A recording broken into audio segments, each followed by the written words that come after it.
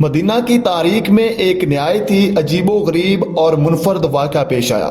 لکھا ہوا تھا کہ حضور اکرم صلی اللہ علیہ وسلم کے وصال کے چند ہی سال بعد دو لوگ مدینہ میں حضور اکرم صلی اللہ علیہ وسلم کے جسم اقدس کو نکالنے کے لیے آئے تھے۔ مسجد نبوی کے قریب ایک مکان کرائے پر لے رکھا تھا۔ وہ لوگ دن بھر نماز اور تسبیح میں مشغول رہتے تھے، نیک کام کرتے تھے تاکہ لوگوں کا شک و شبہ ان لوگوں پر نہ جا سکے۔ لوگ ان کے دیوانے بھی ہو گئے تھے۔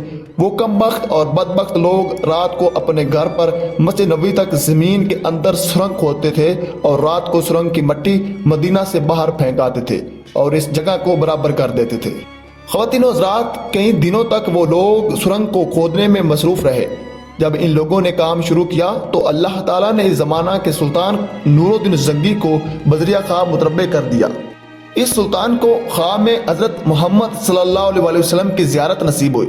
نور الدین نے خواب میں دیکھا کہ آپ صلی اللہ علیہ وسلم کے چہرہ مبارک پر غم کے آثار ہیں اور آپ صلی اللہ علیہ وسلم اس بادشاہ کا نام لے کر متنبع کر رہے ہیں اور بتا رہے ہیں کہ مجھے ان دو لوگوں نے تکلیف پہنچا رکھی ہے، جلد سے جلد ان دو لوگوں کو سبق سکھاؤ۔ خواب میں دونوں کی اشکال و صورت بادشاہ کو واضح طور پر دکھائی گئی۔ خواب سے بیدار ہو کر بادشاہ نے اپنے وزیر کو اس خواب کا تذکرہ کیا۔ بادشاہ کا خواب سن کر وزیر نے سوچا اور پھر کہا کہ اس خواب سے تو لگتا ہے کہ مدینہ شریف میں کوئی نہ کوئی حادثہ پیش آ گیا ہے۔ وزیر نے بادشاہ کو کہا کہ آپ جلد سے جلد مدینہ تشریف لے جائیں۔ بادشاہ نے اپنی فوج کی قیادت میں فوراً مدینہ کا سفر شروع کیا اور مدینہ شریف پہنچ گئے۔ مدینہ شریف میں پہنچ کر بادشاہ نے سب لوگوں کو دعوت دی۔ اس دورانیے میں وہ لوگ کافی حد تک سرنگ کھود چکے تھے اور بالکل جسد اطہر کے نہایت ہی قریب پہنچ چکے تھے۔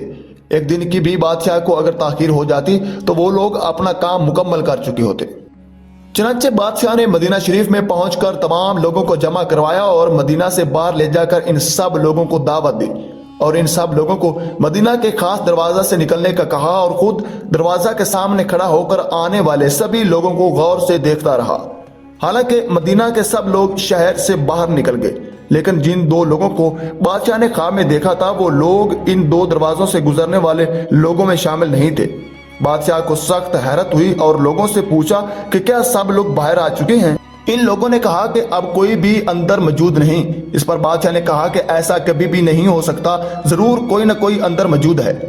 لوگوں نے کہا کہ ہاں، دو زاہد متقی پرہیزگار عبادت گزار اندر موجود ہیں جو دنیا سے بالکل باخبر صرف اپنے رب کی عبادت کرتے ہیں اور نہ ہی کسی کی دعوت میں جاتے ہیں۔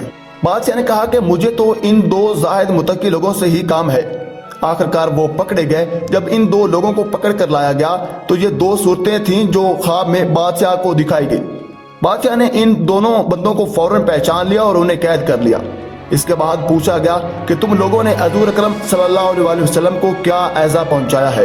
انہوں نے اقرار کیا کہ ہم نے حضور اکرم صلی اللہ علیہ وسلم کے جسم مبارک کو نکالنے کے لیے ایک زمین دو سرنگ بنائی ہے۔ جب بادشاہ نے سرنگ دیکھی تو پتا چلا کہ سرنگ آپ صلی اللہ علیہ وسلم کے قدمین مبارک تک پہنچ چکی تھی۔ بادشاہ نے آپ صلی اللہ علیہ وسلم کے قدمین مبارک کو بوسہ دیا اور سرنگ کو بند کروا دیا گیا۔ اس کے بعد بادشاہ نے قبر مبارک کے چاروں طرف سے زمین کو پانی کی تہہ تک کھدوا کر اس میں سیسا پگھلا کر سیسا پلائی دیوار بنا دی تاکہ آئندہ اس طرح کا مشرکانہ حرکت کوئی نہ کر سکے۔ کہا جاتا ہے کہ اس بادشاہ کا نام نور الدین زنگی تھا۔ اس واقعے سے پتہ چلتا ہے کہ کفار اور آپ صلی اللہ علیہ وسلم کے مخالفین کو آپ صلی اللہ علیہ وسلم کے جسم اطہر اور مبارک کا صحیح ہونے کا ایسا اقرار تھا جس کی بدولت کئی سو سال بعد بھی آپ صلی اللہ علیہ وسلم کے جسم اطہر کو چرانے کی ناکام کوشش کی گئی۔ اگر ان لوگوں کو جسد اطہر مبارک کا صحیح ہونے کا یقین نہ ہوتا تو وہ سرنگ کو کبھی بھی نہ کھودتے۔ نبی کریم صلی اللہ علیہ وسلم کے جسم کو زمین نہیں کھا سکتی۔ نبی برحق تھے۔ دعا ہے کہ اللہ تعالی ہمیں پکا سچا عاشق رسول بننے کی توفیق عطا فرمائے۔ آمین یا رب العالمین۔